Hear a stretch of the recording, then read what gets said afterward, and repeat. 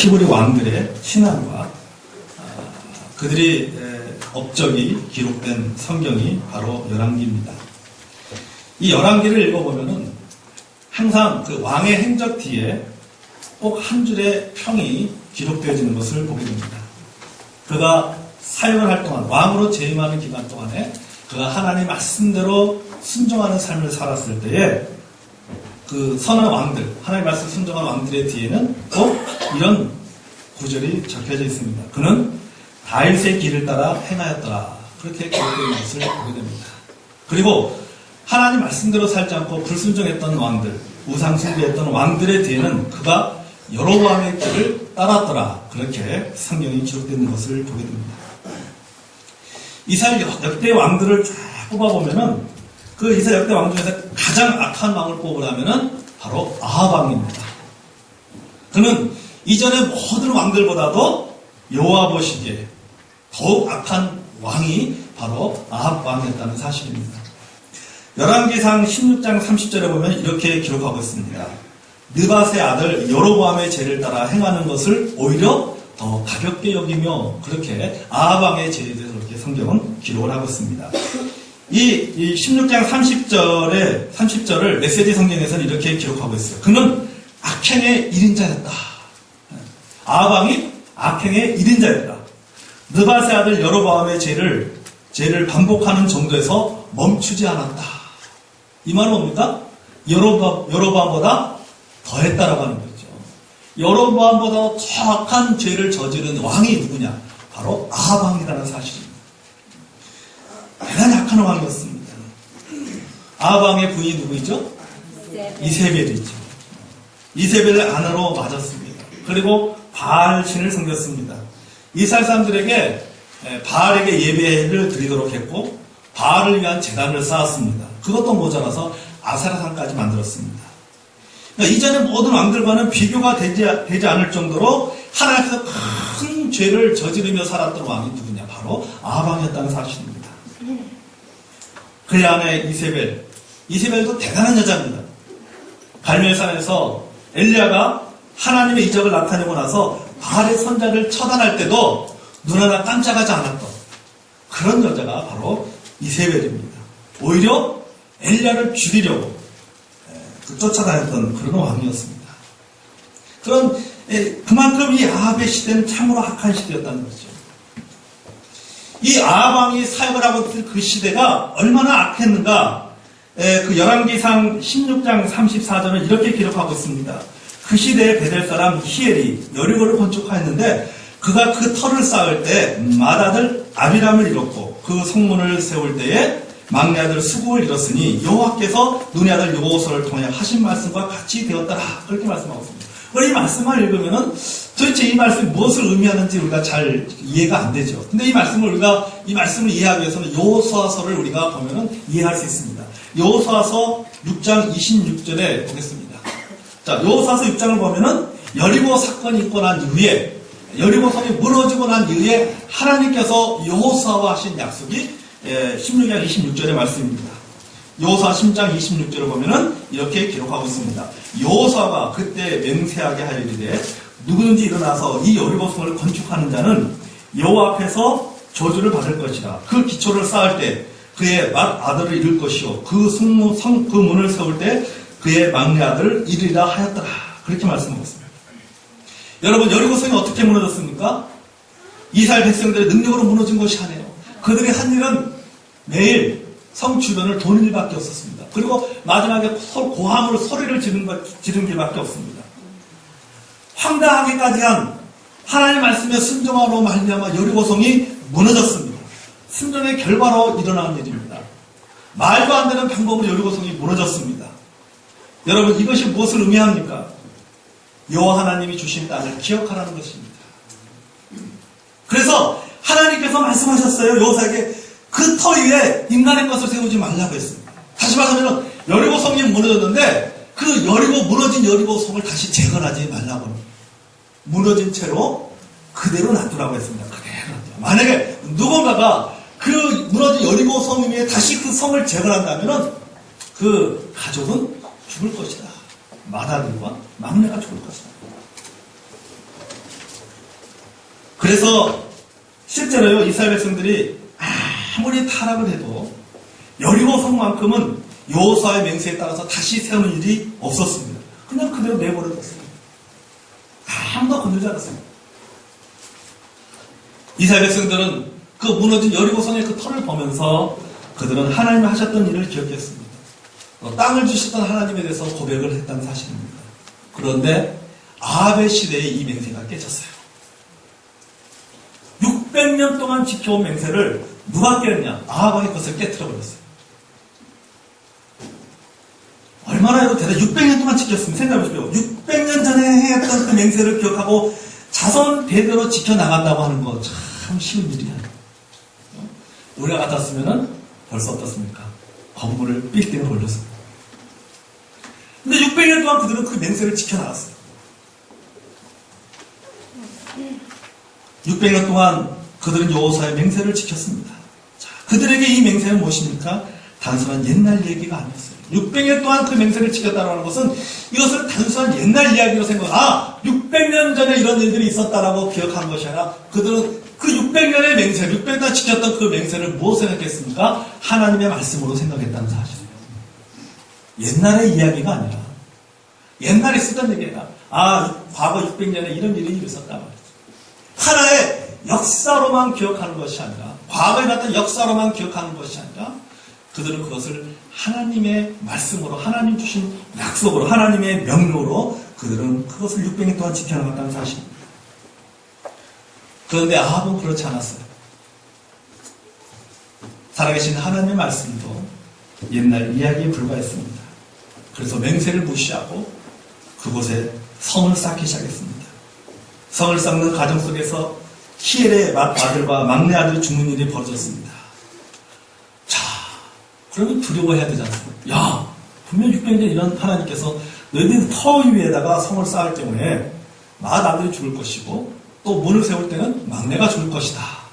근데 실제 그 일이 일어났단 말이죠. 맏아들이 죽고 막내가 죽었어요. 그렇으면 그 일 두려워해야 되는데 무서워해야 되는데 참 대단한 사람이에요. 끄덕도 하지 않았어요. 하나님 말씀대로 이루어지고 있음에도 불구하고 아합은 끄덕도 하지 않았어요. 이런 악한 우상 숭배자에게 그리고 하나님 말씀을 철저하게 무시하는 이 왕에게 어느 날 하나님이 갑자기 엘리야라고 하는 사람을 보내주십니다. 어느 날 갑자기 엘리야가 딱 나타나요. 엘리야가 나타나가지고 뭐라고 얘기합니까? 가뭄이 올 것입니다. 뜬금없이 나타나가지고는 가뭄이 올 것입니다. 그리고 그의 말대로 진짜 가뭄이 왔어요. 자, 하나님의 이름으로 예언했습니다. 그리고 그 예언대로 이루어졌습니다. 그러면 왕이나 백성들 어떻습니까? 이야, 그들은 두 가지를 봤어요. 두 가지를 경험했어요. 하나는 뭡니까? 성을 쌓는 과정 속에서 맏아들과 막내가 죽는 것을 보았습니다. 하나님 말씀대로 그것이 이루어진 것을 보았어요. 또 엘리야라고 하는 사람이 나타나가지고 하나님 말씀대로 예언을 했단 말이죠. 가뭄이 올 것이다 말이죠. 근데 예언한 대로 가뭄이 오기 시작했어요. 그랬으면은 백성이나 왕이나 야 이거 보통 일이 아니다 말이죠.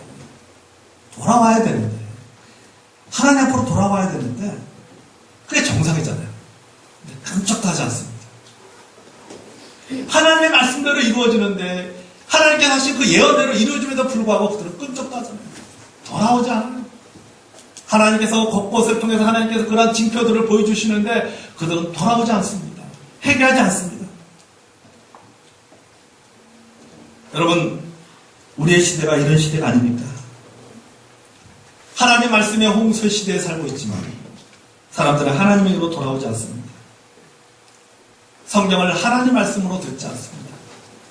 옛날의 동화 이야기나 그저 좋은 이야기, 그저 우리에게 좋은 이야기, 우리를 위로해주는 이야기, 하나의 우리가 인생을 살아가면서 참 도움이 될 만한 우리 인생의 교훈이 되어지는 그런 하나의 책으로만 생각하면서 사람들은 하나님 말씀을 듣는 경우도 참 많이 있습니다.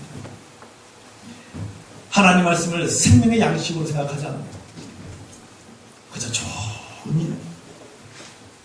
우리가 흔히 잡책에서 뭐 좋은 생각, 이런 리더스 다이제스트, 이런 것처럼 성경을, 참 좋은 얘기구나. 실제로 그렇게 생각하는 사람 참 많잖아요. 성경에 참 좋은 얘기구나. 좋은 얘기 참 많이 있다. 이 정도로만 생각합니다.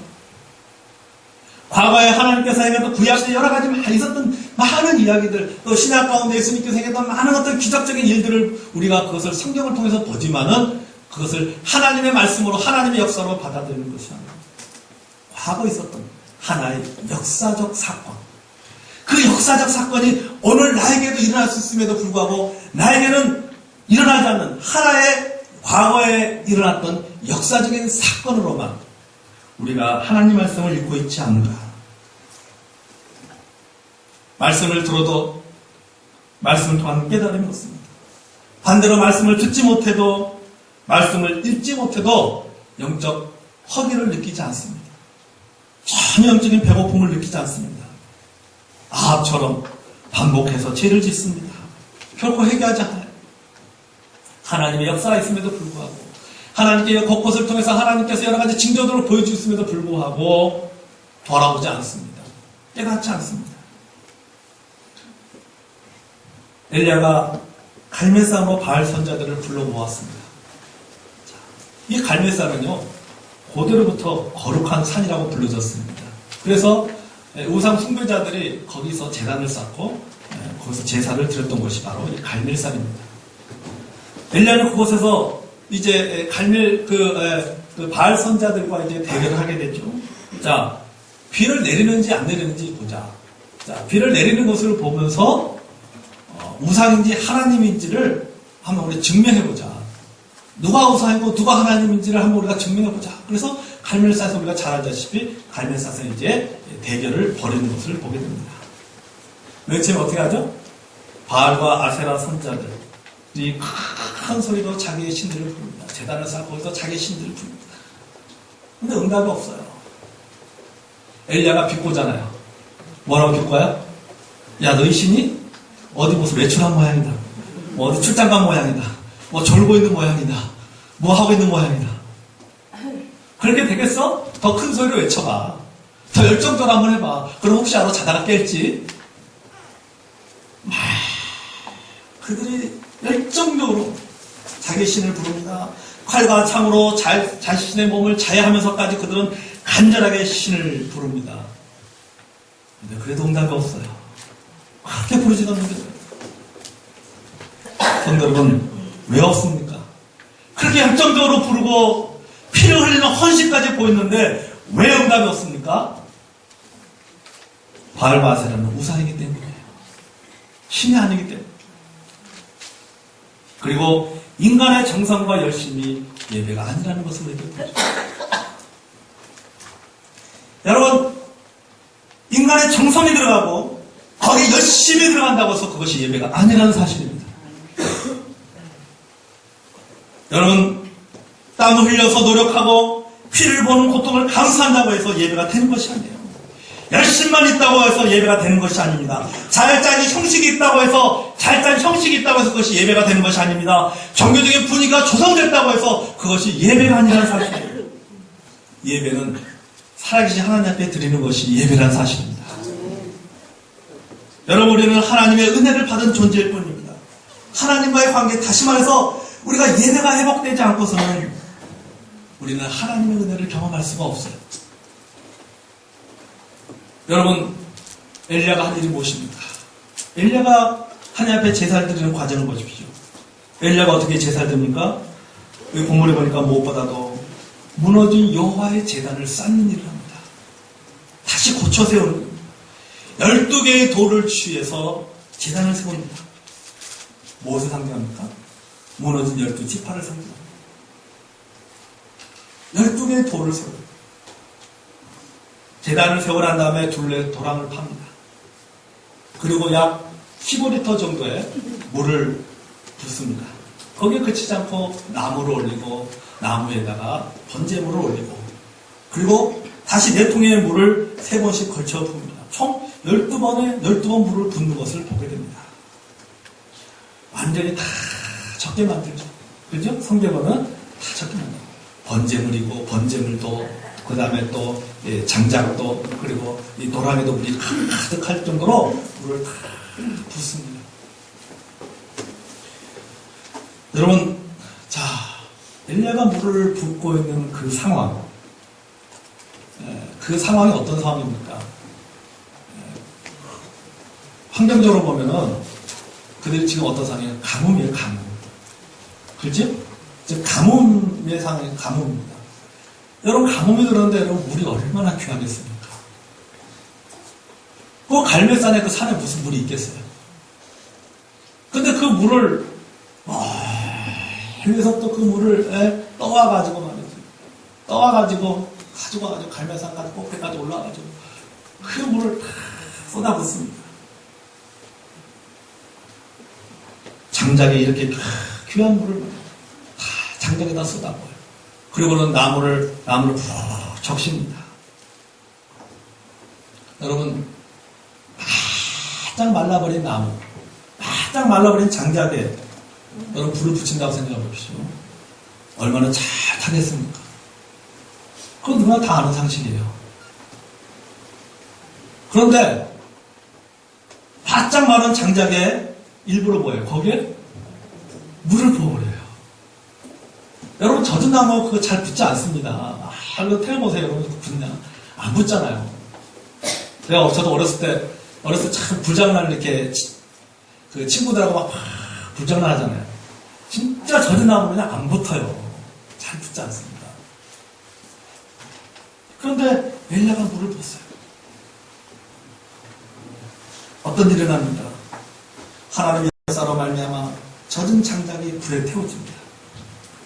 물기 하나 없이 말랐던 땅에 비가 내리는 것을 보게 됩니다. 제단과 도랑의 물이 한 번이 차오르고 엘리야가 이제 기도를 통해서 세 가지를 구하는 것을 본문을 통해서 보게 됩니다. 뭡니까? 첫째는 주께서 이스라엘에게 하나님이심을 회복해야 한다고 말합니다. 그리고는 또 두 번째, 자신이 주의 종임을 고백합니다. 셋째는 뭐예요? 자신이 주의 말씀대로 행함을 알게 해달라고 요청하는 것을 보게 됩니다. 여러분, 예배에 있어서 가장 중요한 회복이 무엇입니까? 하나님의 하나님 되시네요. 엘리야가 구한 것이 바로 이것입니다. 하나님, 당신이 살아계심을 보여줌으로써 하나님의 하나님 되심을 드러나게 해달라고 엘리야가 기도하고 있는 것을 보게 됩니다. 여러분, 예배를 드린 자가 중요한 것이 아니에요. 예배를 받으시는 분은 하나님이십니다. 하나님이 가장 중요해요. 여기 보세요. 엘리야가 제단을 쌓고 그 기도하는 그 기도의 제목 가운데 하나가 뭡니까? 하나가 뭐예요? 자신이 주의 종임을 고백합니다. 주의 종. 여러분, 우리는 하나님의 종임을 고백해야 됩니다. 우리는 왕이 아니라 우리는 종입니다. 예배 시간에 우리는 왕이 아니라 종으로서 예배를 드리는 거예요. 그렇기 때문에 여러분, 우리는 왕의 태도를 버리고 철저하게 우리가 종의 태도를 가지고 우리가 두려운 마음으로 하나님 앞에 예배를 드려야 된다는 사실이에요. 물이 12통에 물이 부어졌습니다. 장작에 팍 물이 젖어버렸어요. 여러분, 이것이 무엇을 상징합니까? 당시 이스라엘의 모습을 상징하는 거예요. 또 우리들의 모습을 보여주기도 한다는 사실입니다. 여러분, 물에 완전히 젖어버린 장작이 어떻게 불에 탈 수가 있겠습니까? 바짝 말라도 불에 붙을까 말까 하는데 이 나무가 완전히 물에 젖어버렸어요. 여러분, 물에 젖어버린 것 같은 우리의 심령, 우리의 예배가 초대교회 예배처럼 어떻게 여러분 타오를 수가 있겠습니까? 우리가 얼마나 많은 예배를 드렸습니까? 그런데 불이 붙지 않습니다. 여러분, 마치 우리가 바알 선자나 아세 선자들처럼 우리가 참 그들의 그 열정, 그들이 어떤 그 신을 부르기 위해서 그들이 외쳤던 그 열정, 그런 열정을 가지고 우리가 얼마나 많은 예배를 드렸습니까? 그런데 불이 붙지 않습니다. 예배에 불이 붙지 않아요. 내 심령에 불이 붙지 않습니다. 왜 그렇습니까? 간단합니다. 종교적인 습관이 돼서 그래요. 종교적인 습관. 마당만 밟고 지나가는 예배가 됐어요.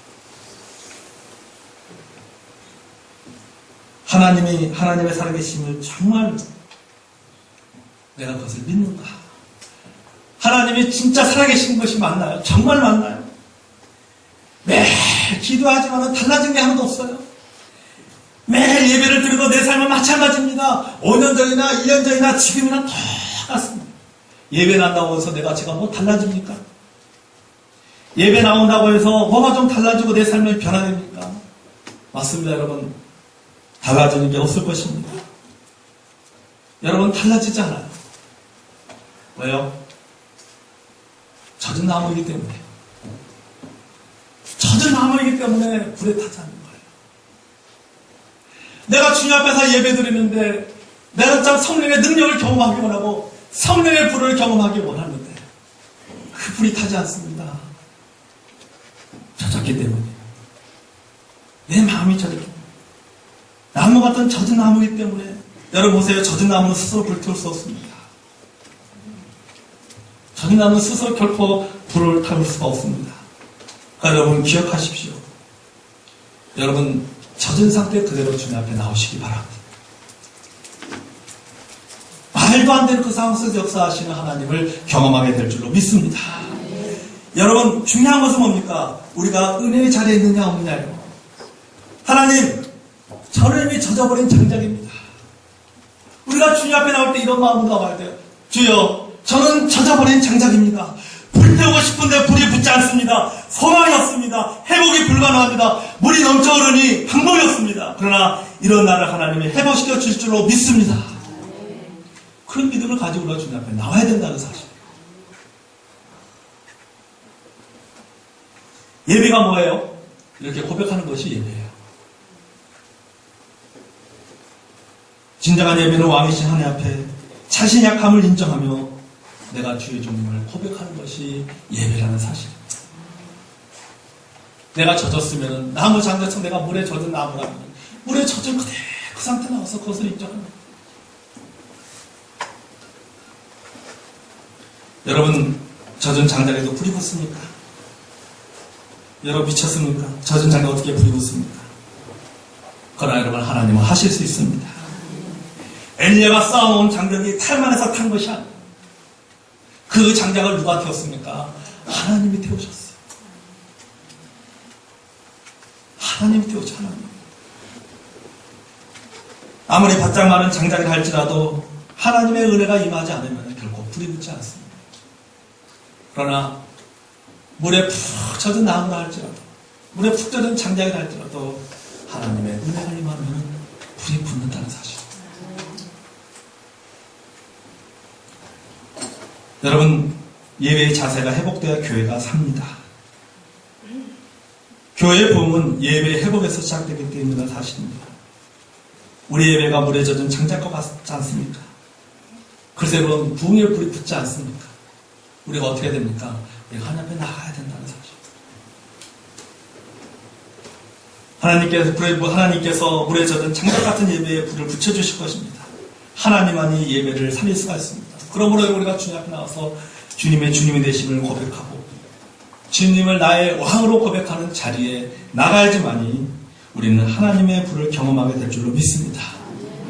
여러분 아브라함이 누굽니까? 아브라함 믿음의 조상입니다. 그도 믿음이 연약할 때가 있었어요. 그러나 여러분 아브라함을 보십시오. 그게 좋은 점이 하나 있었어요.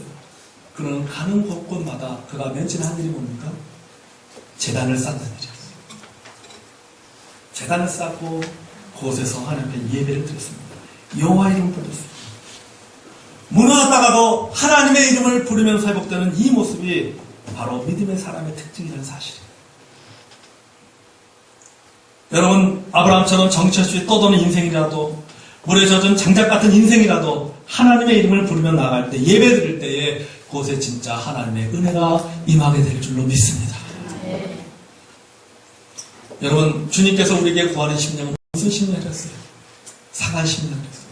주님께서 우리에게 구하시는 제사는 상한 심령이에요. 내 마음은 괜찮다. 내 마음은 상하지 않았어. 내 마음은 괜찮다. 여러분 그런 심령으로 우리 주님 앞에 나서 여러분 예배 드리고 보십시오. 여러분 거기서 하나님을 만날 수 없어요. 하나님을 경험할 수 없어요. 우리는 상한 심령으로 주님 앞에 나가요. 내 있는 그대로의 모습. 내가 왕으로서 예배를 드리는 것이 아니에요. 우리는 왕으로서 예배를 드리는 것이 아니에요. 우리는 종으로서 예배를 드리는 거예요. 여러분 기억하십시오. 우리는 왕으로서 예배 드리는 것이 아닙니다. 우리는 종으로서 예배를 드리는 거예요. 종으로서 예배. 우리는 상한 심령으로 주 앞에 나서 예배를 드리는 거예요. 나는 괜찮아. 나는 상하지 않았어. 나는 괜찮아. 나는 이 정도는 나는 괜찮아. 여러분 우리가 그런 마음으로 예배를 드린다면 누가 똑같은 거예요? 아까 똑같은 거예요. 그런 마음을 가져서 예배를 드린다고 보세요. 하나님 말씀을 들어도 누구에게? 동화책이에요. 이 성경에 하는 이 말씀을, 성경에 나오는 이 모든 내용을 하나님 말씀으로 듣는 것이 아니라 뭐로 듣는 거예요? 역사책이에요. 역사책. 아무리 들어도, 아무리 여러 가지 징조가 나타나도 눈 하나 깜짝하지 않습니다. 변화되지 않습니다. 여러분, 우리가 하나님 앞에 나올 때 상한 심령으로 나와야 될 줄 믿습니다. 여러분 마음이 젖었습니까? 젖은 마음으로 나오세요. 여러분 주님 앞에 나서 여러분 그런 기도 언제 해보셨습니까? 주여 예배 나와서 예배 저희라든지 아니면 우리가 결단에 기도할 때 주여 저의 심령을 부흥시켜 주십시오. 저의 심령을 부흥시켜 주십시오. 마가의 다락방에 있던 성령의 역사하심을 통해서 그들이 어떤 성령 충만함을 받았던 것처럼 주님 저에게도 성령의 충만함을 받는 그러한 예배가 되게 해달라고, 그런 예배자로 살게 해달라고 여러분 언제 그렇게 기도하셨습니까?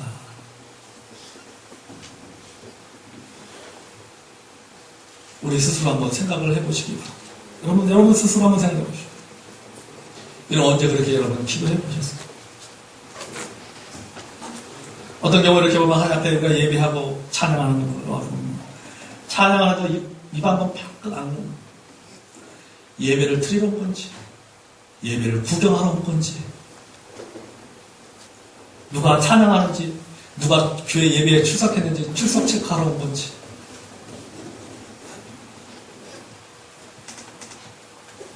여러분 불날 때가 있어요. 우리가 하나님 앞에 이렇게 예배를 드려야 되는가? 예배 드려야 그런 우리 성도님들 예배 드리는 그런 모습을 보면서 그런 생각이 참 들 때가 있어. 어떤 거 예배를 우리가 드려야 될까? 오늘 주님 앞에서 예배 드린다고 하는 것이 무슨 의미인가요? 우리가 예배를 왜 나옵니까? 갈멜산에서 일어난 그 사건처럼 우리가 성령의 역사를 경험하고 우리가 회복을 경험하기 위해서 우리가 예배를 드리잖아요. 그럼 우리가 그런 간절히 기대하는 마음을 가지고 주님 앞에 서 예배를 드리고 내 심령 그대로 주님 앞에 고백하면서 주께서 회복시켜 주시기를 우리가 그런 기대하는 마음으로 또한 그렇게 간절히 구하는 마음으로 우리가 주님 앞에 예배를 드려야 되는데 그냥 예배에 오는 거죠. 예배가 좀 안 되는 거죠. 좋은 얘기로만 하나님 말씀을 들어도 좋은 얘기로만 듣는데 좋은 얘기. 맞아, 그것이 하나님 말씀이야. 내가 그렇게 살아야 돼. 그 하나님 말씀을 생명처럼 여겨야 되는데 내가 듣는 그 하나님 말씀을 생명처럼 여기지 않는 거예요. 사람의 말로 듣는 거예요. 그런 내 삶의 변화가 그런 내 삶에 불이 붙지 않는 거예요. 그러면은 그렇게 듣지 못하면은 내가 그렇게 하나님 말씀을 읽지 못하고 내가 그렇게 그 하나님 말씀이 내게 그렇게 들어오지 않는다면 그것은 영적인 허기를 느껴야 되는데 영적인 굶주림을 느껴야 되는데 영적인 굶주림도 전혀 느끼지 않습니다. 참 영적인 허기를 느끼지 않아요. 그래도 예배 나와요. 그래도 예배 시간에 여전히 그 자리에 앉아있어요. 왜요? 습관이기 때문이죠. 습관이기 때문이죠.